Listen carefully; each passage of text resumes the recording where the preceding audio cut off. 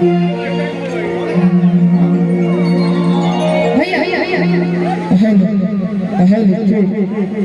minute आ जाइए कहना महको इस कदर बहारों को हो कहना है महको इस कदर बहारों को हो एक बार आप जोरदार ताली बजा दीजिए हम सभी कलाकारों को जोश भैया क्या लिखी हुआ इसका तनिक जोरदार ताली इस बच्चे के लिए आप सभी को ताली बजाना ही पड़ेगा एक बार ताली बजा दीजिए तनिक हमको जोश आ जाए क्या बात है कौन भैया अगर धन पड़ जाए तो मत करिए घमंड बेसी पहल का अगर धन पड़ जाए तो मत करिए घमंड बेसी आइयो से बोल चुन बोल रहा तेरी हां की राज कर दी आई हुआ के देखनी हो इतना से बड़ा सुंदर सुंदर गीत गात रहती है हुआ के देखते हमरा कैसे कहेगा भैया बहुत अभी दो लाइन बहुत अच्छा लगा लेकिन हमारे भगवान बैठे हैं ना इनको दिल के गाना है ना ना भैया ये एक अच्छा गावा कि सब कहेला कि बहुत सुंदर बारू तू कि सब कहेला कि बहुत सुंदर बारू तू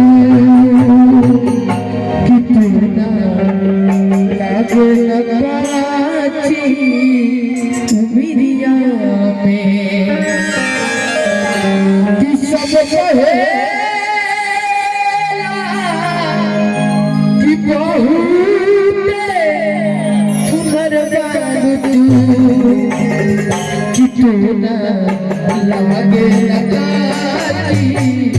विरिया लगे लगाती विरिया सब कहे कि बहुत सुंदर बारू सब कहे कि बहुत सुंदर बारू लगे लगाती विरिया आगे विरिया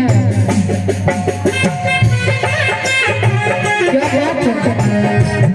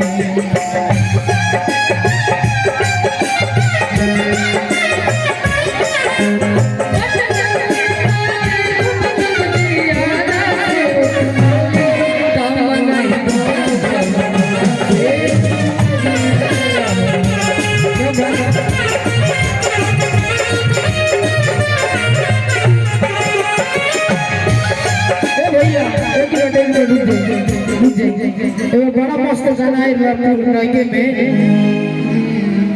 अरे की जाए पिया जवानी हमर जराई रे गईना अरे की जाए पिया जवानी हमर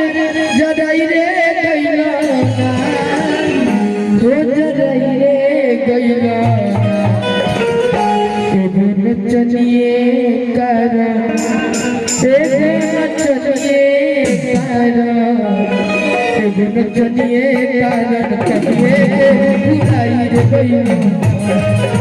नचनिए कारण कहिए के बुलाई रे गई जाए प्रेम वाली हमर जगई रे हमर जगई रे गई नचनिए कारण नचनिए कारण कहिए बुलाई रे गई नचनिए कारण कहिए बुलाई रे गई नचनिए